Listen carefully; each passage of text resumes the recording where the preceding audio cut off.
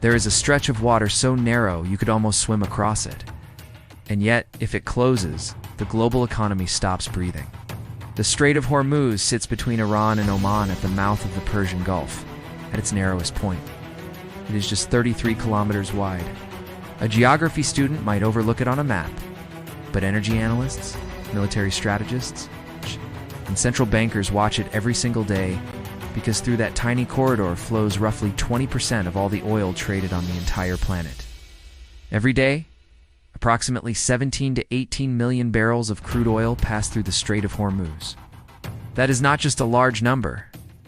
That is the lifeblood of the modern world moving through a single choke point.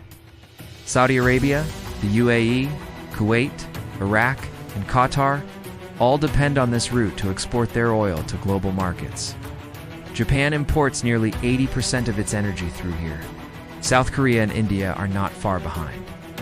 Even China, the world's largest oil importer, relies heavily on this corridor to keep its factories running. And this is where the geopolitical risk becomes impossible to ignore. Iran controls the northern coastline of the strait. For decades, Tehran has used the threat of closure as a strategic weapon. In moments of tension, sanctions, military confrontations, diplomatic breakdowns, Iranian officials have publicly warned they could shut the strait down. They have the naval assets, the missile systems, and the geographic position to make that threat credible. In 2019, oil tanker attacks in the region sent prices surging immediately. The market does not need a full blockade to panic, only needs uncertainty. Now, imagine an actual closure.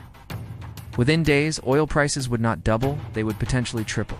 Every industry that runs on energy, manufacturing, agriculture, aviation, shipping, heating would face a cost shock simultaneously. Inflation, already a pressure point across major economies, would explode.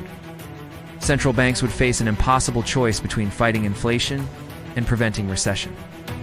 Global supply chains, still fragile from recent years, would fracture again. The economic damage from even a 2-week blockade has been estimated in the trillions of dollars. And here is the most unsettling reality of all. The world has spent decades building a global economy that depends on a corridor, 33 kilometers wide, and has never truly solved the problem of what happens if that corridor disappears. The Strait of Hormuz is not just a shipping lane. It is the pin holding the global economy together. Someone's finger is always near it.